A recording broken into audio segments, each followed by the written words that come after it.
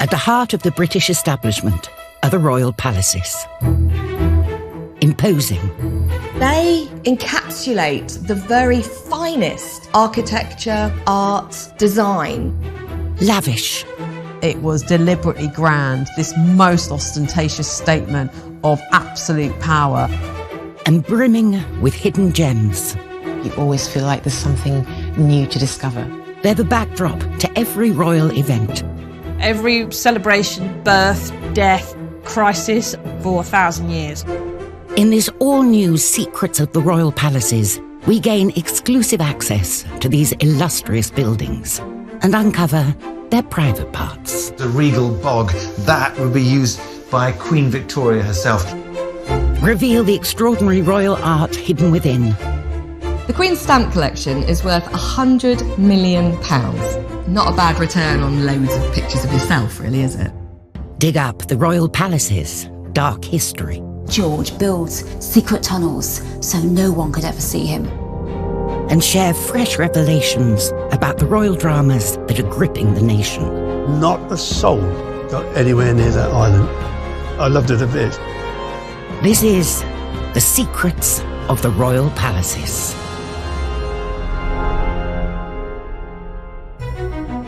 Coming up, the incredible untold story of Princess Diana's secret second funeral, revealed by a Kensington Palace insider.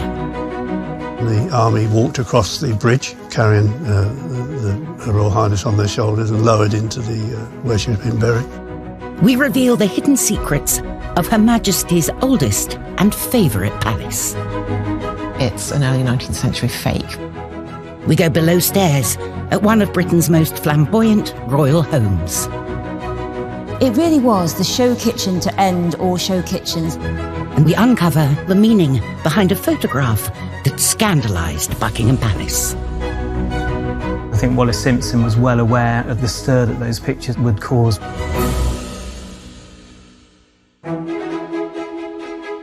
Britain's royal palaces are our most celebrated and admired buildings.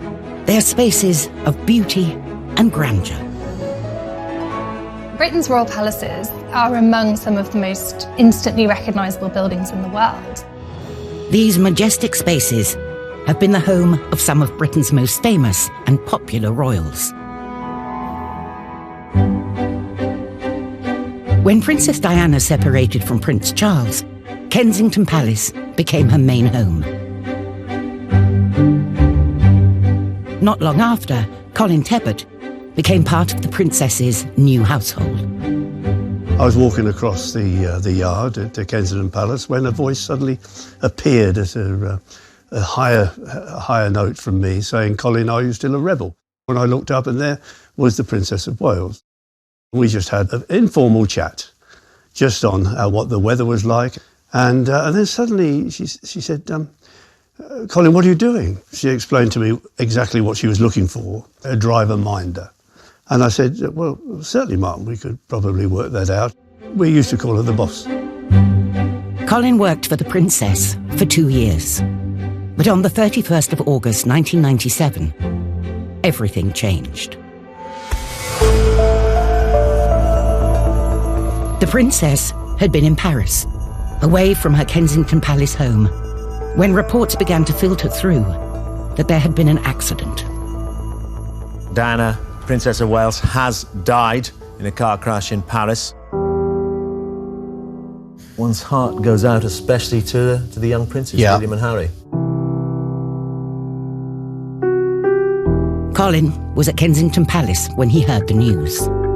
Everybody was just taken out where we were. You know, that was really, really bad. As a trusted member of her staff, Colin was sent to Paris to bring back her body. She was our boss. We had a small household, 6 or 7 people. You know, not the Buckingham Palace anymore. This lady was down to us. She was our lady. So I was then beginning to make arrangements to get her back. Once Colin returned to Britain, Diana was taken to the Royal Chapel at St. James's, and mourners began to crowd into central London to pay their respects. Former TV journalist Wesley Kerr was at Kensington Palace to report on events. It really was astonishing how many floral tributes there were to Diana. I described it in my scripts for television at the time as a sea of flowers, an ocean of grief. It was decided that she would have a royal ceremonial funeral, but that the Spencer family would then bury her privately. The day of the public funeral was something the world had never seen before and probably will never see again. Over 1 million people crowded central London and lined the route.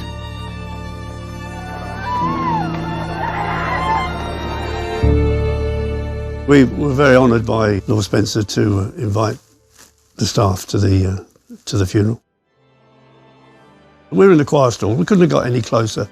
We sat there right at the front with the royal family. After an emotional public funeral, the body was then taken to Althorp, with her close family and a handful of her household, including Colin. But the details of this part of the funeral were to be kept secret. Every pavement filled to overflowing, a last chance to say goodbye, more flowers, more people. As the gates closed behind her hearse, the TV coverage came to an end. Colin would be one of the few people at her burial, and later, Colin will shed light on one of the most poignant moments in royal history. Immensely emotional, immensely emotional. Very difficult to take in.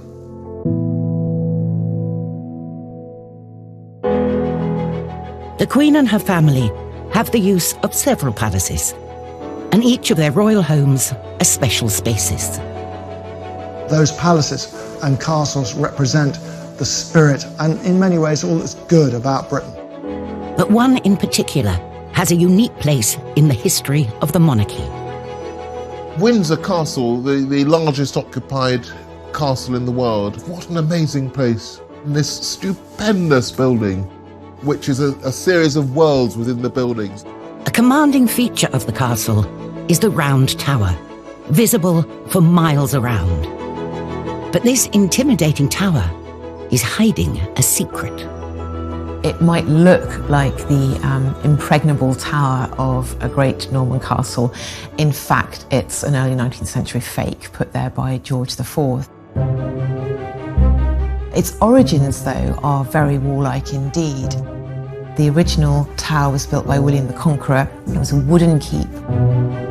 The next development at Windsor was down to William's great-grandson. It was rebuilt in stone by Henry II when he came to rule as monarch. The round tower was key to imposing his authority on his English subjects. But when we get to the 19th century, this thing is kind of stumpy and disappointing. The purpose of just withstanding a siege wasn't good enough. It had to look pretty as well. And so for George IV, he had 30 feet of extra wall built on the top.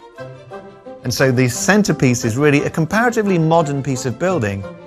This was a swagger project. It was a way of saying, look, I'm here, I'm the greatest. But what the tower protects now is not princes, but part of the royal archive, including priceless letters and documents from the many reigning monarchs who have lived there. You have to get permission from the Queen to work there, but it's an absolutely fascinating place to work, and it's got an atmosphere of so many hidden treasures, and you always feel like there's something new to discover.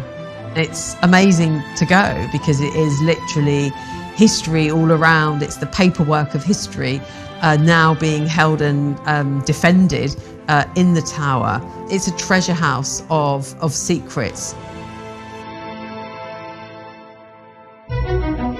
Coming up, the untold story of Princess Diana's secret burial, as told by one of her key Kensington Palace aides. Not a soul got anywhere near that island. Not a photograph, not a soul. How George IV's palace kitchen defied royal convention. Kitchens in royal palaces are usually hidden away. That is not the same for George IV's kitchen. It is a showpiece. And we reveal one of the Queen's favourite palace treasures. She has over 100 of them, and there are secret messages that she communicates through the brooch.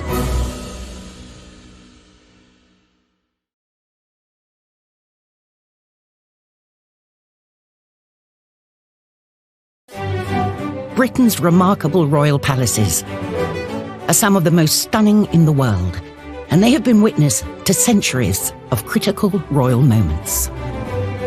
So many incredibly important events have taken place within their walls. They are so much woven into the history of the country. Kensington Palace is closely associated with Princess Diana. It was where she brought up her 2 young sons. That is the place that she shared a lot of memories with her 2 boys. But after Diana's death, it was her Spencer side of the family who made sure that her final resting place would be Althorp, their ancestral home. And after her public funeral, her close family took her body for its private second funeral. And Colin Tebbett, Diana's former driver, accompanied them. Well, we drove to Althorp and Lord Spencer said to Paul Burrell and myself, "You will be joining us at lunch." Well, that's a bit of you got His Royal Highness there and all the family. He said, no, you're part of the household, you'll join us for lunch. And we walked into the lunch where there was just His Royal Highness, the sisters, their family. I probably preferred not to have been there, really, because it was a private grief of that family, and they were going through quite a thing. Can you imagine what it must have been like? Absolutely horrific. Brother Charles Spencer and ex-husband Charles, Prince of Wales, are at the same table with not really quite enough people to buffer them from each other. There was a lot of bad blood between the two. I remember someone telling me that the 2 men were talking on the telephone about the arrangements, the private arrangements for the funeral, and Prince of Wales said something and Charles Spencer just hung up on him in anger. So I don't think there was any love lost between the 2 men. But for the final part of Diana's funeral, both men would put aside their differences to walk onto the island at Althorp, where her body was due to be buried. Not a soul got anywhere near that island. Whoever did the arranging to seal off, and there are rolling fields everywhere. You know, there must have been a tremendous thing. I've never known how they did it, but nobody got near us. Not a soul, not a photograph, not a soul. Diana's close family, her butler, Paul Burrell, and Colin were part of an exclusive few, invited to the island funeral. The army had put a bridge up across to the island, and the army walked across the bridge, carrying Her Royal Highness on their shoulders and lowered into where she had been buried. The family then did what everybody does at a funeral, a family funeral, and went to the edge. I stood back with Paul. And then there were prayers said to be included with the household, 2 of us, with the very last bit of that burial of the boss being lowered. And you know, I've never really grasped it really. It's always been did it really happen to me? But immensely emotional, very difficult to take in. 2 funerals, 2 very different styles. One incredibly public, with the general public massively involved, eyes of the world on Westminster Abbey, and the long funeral procession on the gun carriage. Very different funeral at Althorp, quite short, with effectively her coffin being interred, buried in the ground. I think it was very appropriate that she should be in a completely private place because her life had been lived in public and now she was at peace. To this day, few have been allowed onto the actual island to pay their respects. But her two sons, Princes William and Harry, are reportedly frequent visitors. I know that they have been privately to her graveside to lay flowers or to have moments of silence and reflection. It can be a private space for them to go and remember their mother in a very private way.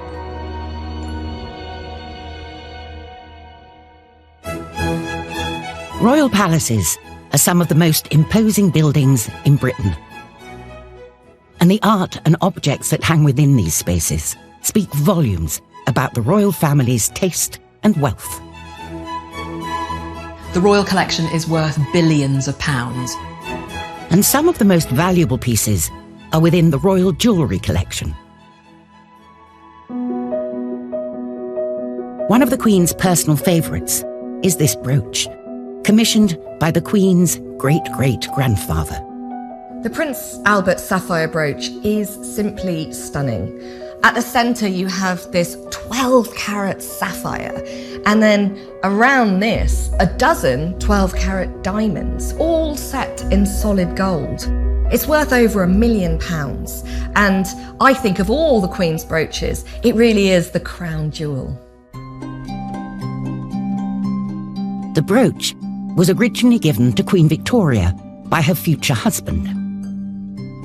He had it designed as a wedding gift for Queen Victoria, and he gave it to her the day before their wedding. She absolutely loved it, immediately put it on and wore it during her marriage ceremony. For the following 2 decades, Victoria was often seen wearing the brooch while performing her duties of state. It really was her go-to piece of jewellery, and Albert must have been really delighted that she loved it so much. But like much of the jewellery given to her by her beloved Albert, it was rarely worn after his death. He died when he was just 42 in 1861, and she struggled to cope with it really for the rest of her life. And things like the brooch that were particularly associated with him, she sort of quietly put them aside. The Queen inherited it when she became sovereign, and like Victoria, wears it at key events hosted at Buckingham Palace. She wore it in 1961 to the dinner that was hosted for President and Mrs. Kennedy, and she wore it at the christening of Prince William in 1982. But the Queen has more than one brooch to choose from. She has over 100 of them in total, and what's lovely is that they are packed with hidden symbolism, and there are secret messages that she communicates through the brooch that she's wearing for a particular occasion. There's the centenary rose brooch, which she commissioned for her mother for her 100th birthday, and rather touchingly, she, the Queen, then wore it herself just a few months after her mother had died as a direct tribute to her. And then there are the brooches which are connected to particular places. So, for example, she has a maple leaf brooch that she always wears when she's interacting with people from Canada.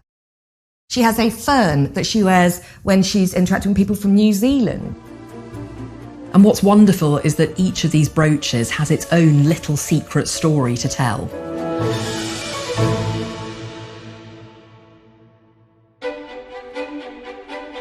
Britain's royal palaces are some of the most beautiful and iconic in the world. The palaces and the castles are part and parcel of British royal history. Every palace has impressive staterooms in which the royal family can entertain important dignitaries. Brighton Pavilion was the favourite palace of one of Britain's most colourful kings, George IV. And for him, there was a room that was far more important than the official state apartments. Kitchens in royal palaces are usually hidden away, they're secret, they're dark, servants only. That is not the same for George IV's kitchen at Brighton Pavilion. It is a showpiece. Everything in this kitchen is the epitome of George. It's bling, it's excess. He went all out for food. There's one whole room for confectionery, one whole room for pastry, It really was the show kitchen to end all show kitchens, and this wasn't how things were done. Normally, the kitchen was somewhere the royal family would never go. But George, he wanted to come in, show it off. He even absolutely transcended convention, brought guests to eat in the kitchens, and he was doing it because he wanted to show he was nothing like the rest of the stuffy royals. He was so exciting, he was so fun, he was so new. This kitchen wasn't just big and grand a showpiece, it was also full of the latest gadgets, the latest technology. Right here where I'm standing was this gigantic steam table where you put the food on to keep it warm, essentially a Georgian microwave. Now that blew the mind of his guests, because in most palaces, by the time the food gets to the table, it's chilly. So George serving up piping hot food, it was a revelation. George loved food so much that he didn't just have a beautiful kitchen, he got the top staff as well. He hired international celebrity chef Antoine Carême, who was the man of the moment. He cooked sometimes 100 courses at a time.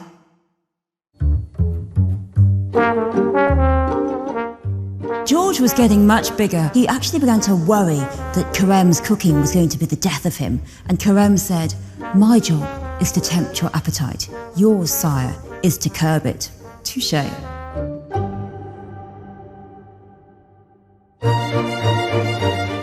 George's flamboyant modern palace was a world away from one of the royal family's oldest homes, Windsor. Palaces are the monarchy. They're not only the symbol of it, but it's where it physically resides. Every year, thousands flock to see Windsor Castle and gaze at the deer in the great park that surrounds it. But there is also a hidden, little-known side to the estate. Frogmore. Frogmore is named because it was a marshy place where there were a lot of frogs. The Frogmore estate is a collection of tucked-away houses and peaceful gardens where royals have long escaped the pressures of court. But the jewel in the crown of Frogmore is the main house. Frogmore starts life in 1792. It's designed for Queen Charlotte, the Queen of George III. Queen Charlotte was highly intelligent, she was cultivated, she was a devoted wife. She was much beloved by her husband, George III. They had a very close relationship. But all that changed after George was declared mentally ill.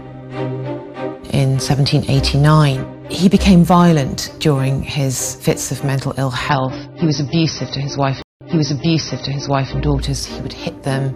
He had to be restrained. Frogmore was the place where she could go to be secure and safe from her husband.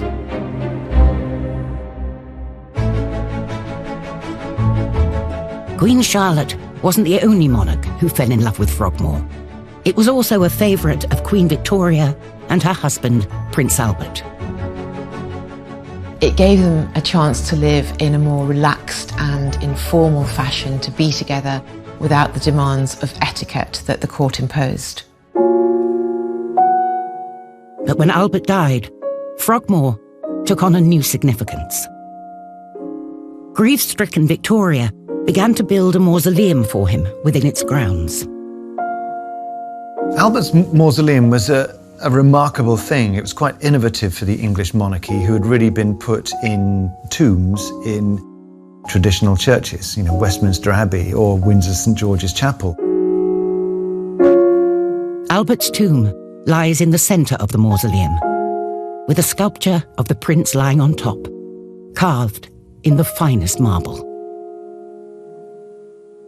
It is a monument which stands on its own as a really heartfelt tribute to a consort who died too young.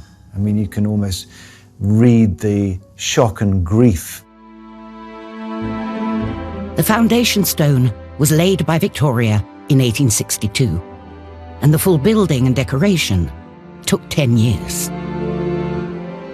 Victoria had started a tradition, and many more members of the royal family are now buried in Frogmore's peaceful grounds, including Victoria herself, who 40 years later was laid to rest next to her beloved prince.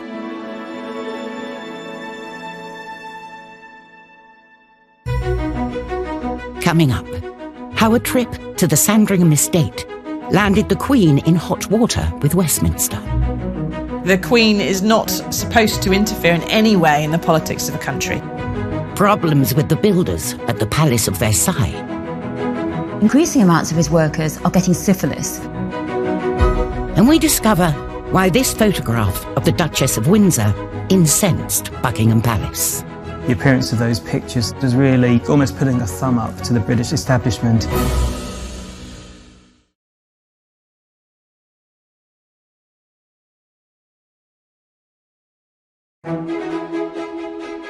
Britain's royal palaces are some of the most stunning buildings in the world. But they are also private spaces where the monarch and her family can relax. Ever since its construction in the mid-19th century, Sandringham has been a sanctuary for the royal family. It's very much a private home, and perhaps that's why so many generations of the royal family have loved it. Our present Queen has always adored it. And when the Queen is in residence, she likes to take part in local life, including a visit to her branch of the Women's Institute. But in January 2019, she was drawn into more than discussions about jam and Jerusalem. She gave a speech that many thought broke a royal rule when she alluded to one of the most divisive moments in British history, Brexit. The Queen is not supposed to interfere in any way in the politics of a country. So she has taken the view, and she's quite right, that she should keep her nose out of political ups and downs. Politics is for her Prime Minister, who is elected, and she has to respect that. That doesn't stop her having views. For 3 years, the British government had been at war over how to leave the European Union. It was a few years after the referendum vote, but Britain was more divided than ever. Half of the country was pro-Brexit. The other half was anti-Brexit. 2019 was a horrible year for getting Brexit done. There was an intense debate and argument and quite a lot of rather vicious stuff going on in Parliament itself. But in a speech to mark the 100th anniversary of the WI, the Queen said something that many believed was a veiled barb at the political deadlock over the Brexit negotiations. In her speech, the Queen said, "As we look for new answers in the modern age, I, for one, prefer the tried and tested recipes, like speaking well of each other and respecting different points of view." In one sense, you could say that the Queen's comments were quite bland. They were open, they were progressive, they were liberal, let's all be friends with each other. At the same time, you could say she was actually making a concerted intervention into the politics of the time. I don't believe for a second that she didn't know what she was doing, though, because she's been around a long time. The Queen always talks in code. She's never blunt. But to me, this message, which was a private message to WI that was given out publicly by her press office, this was her calling for national unity. We've all got to move on and get on together. For the Queen, this is like making a red-hot political statement. You know, she was just supposed to get on the podium and say the curtains were lovely and the tea was very nice. The entire media was all over it, speculating about whether this was a political statement or not. It's not the first time the press have highlighted clues at the Queen's standpoint on the European Union. There was a claim that a hat she wore in June 2017 mirrored the EU flag on it, with subliminal messaging that she was clearly pro-Remain. There were some people saying this meant she was pro the EU and others saying she's saying goodbye to it. But all we know is that the Queen never dresses in any way without intention. I don't think the Queen woke up and said, I want to look like an EU flag today because it's so flattering to my skin tone. She always knows exactly what she's doing when she's putting her frock and hat on. She wants to be seen, she wants to wear bright colours, she wants to be noticed, and she does find ways to express an opinion through her clothing. The palace can say to the blue in the face, no, the Queen was not actually expressing an opinion. and Her Majesty will be going.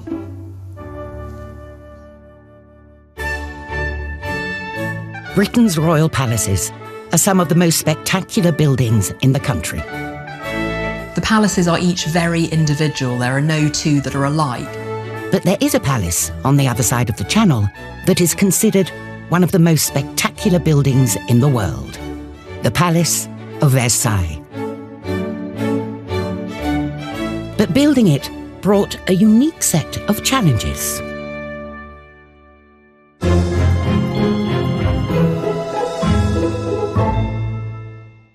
As Louis XIV was building his wondrous Versailles, it really became a hotspot for prostitution.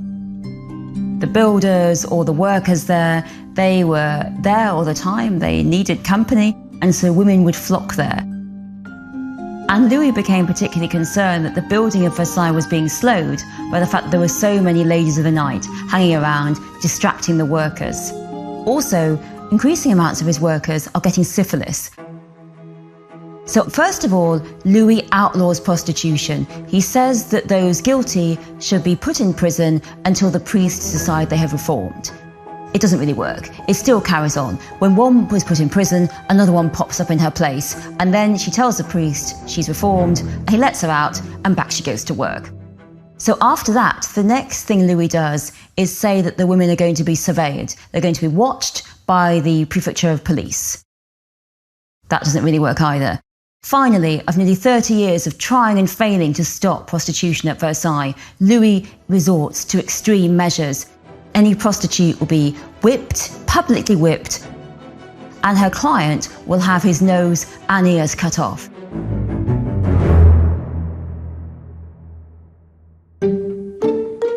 What I find fascinating is that Louis, he's one of the most sexually licentious kings we've got, mistress after mistress. So it's all right for him to have mistresses and have lots of sex, but it's not all right for the builders, it's not all right for the workmen, it's them you have to stop.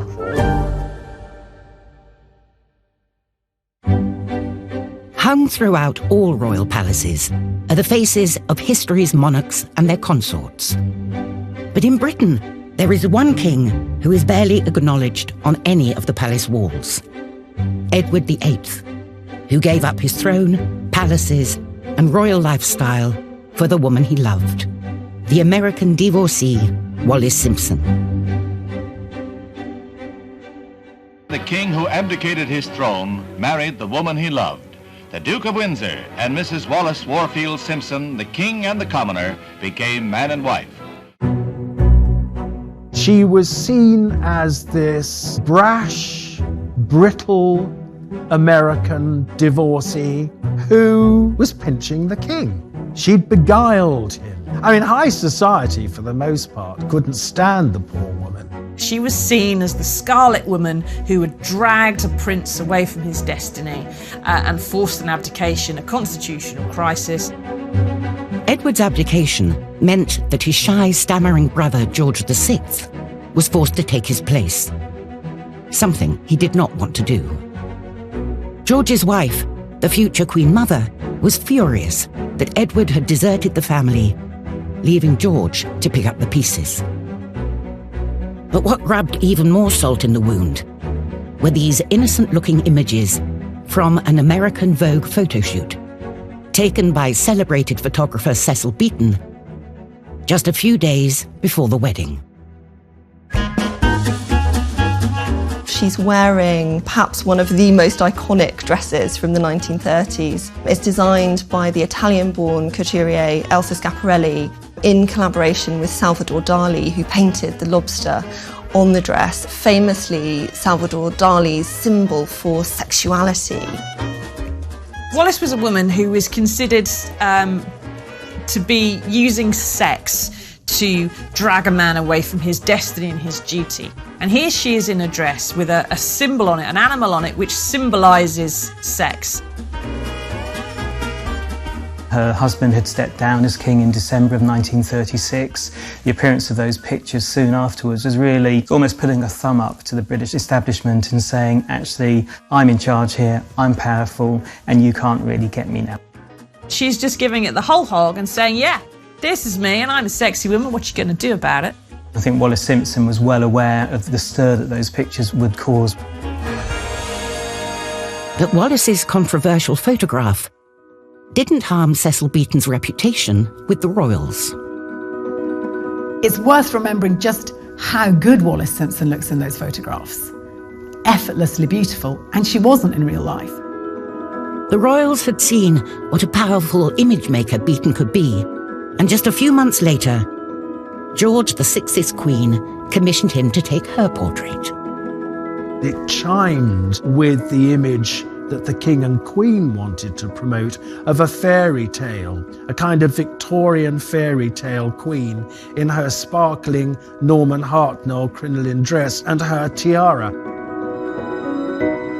Beaton became one of the palace's favourite photographers. But for the Duke and Duchess, it was a different story. They would never be welcome again across the threshold of a royal palace. The couple lived out their exile in France, in a world far removed from the gilded palaces that Edward had grown up in.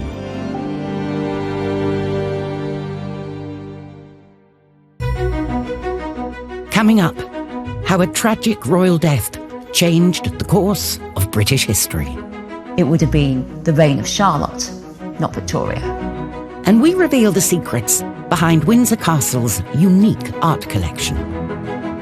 It was an extravagant artistic display of power, of monarchy, and the artwork. I mean, it just hits you.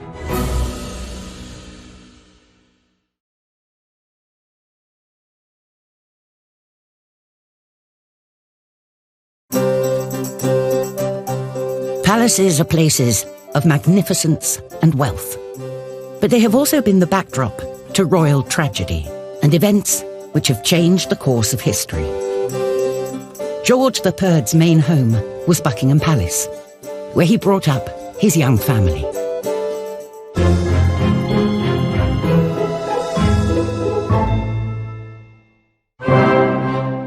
George III had 7 sons and 6 daughters, and between them they managed one legitimate child, and that was Princess Charlotte of Wales. She was beautiful, and really everyone saw Charlotte as their hope. George III was descending into mental incapacity, and his sons were dreadful.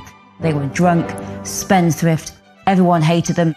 The Duke of Wellington called them millstones around the neck of the public. Princess Charlotte, as she grew into her teens, was universally beloved. She seemed kind and gentle. She made a happy marriage with Prince Leopold. And when Princess Charlotte fell pregnant, it was a source of huge joy for the country. They were so excited. This was the only heir of her generation. But you start to see this cavalcade of obstetric disasters. First of all, she goes over term and she's very large. And what they think is that the baby's getting too big to pass. So what they'll do is they'll starve her to make the baby smaller. Now, if you starve the mother, all that happens is you weaken the mother because the baby takes its nutrients from the mother's body. When she went into labour, you read one of the doctor's accounts and he said, "It's going really well, and I can tell that because she hasn't really made much of a sound." And you're like, that doesn't sound good. At the end of a 40-hour labour, a baby is born. The baby is large, a boy, but stillborn. Princess Charlotte, she's exhausted and she realises she's dying. Her husband is put to bed with an opiate because he's overwhelmed with grief, and she only has the doctor to hold her hand as she dies. All of the country and much of Europe was caught by grief. But if Charlotte hadn't died, we would never have had Queen Victoria. It would have been the reign of Charlotte, not Victoria.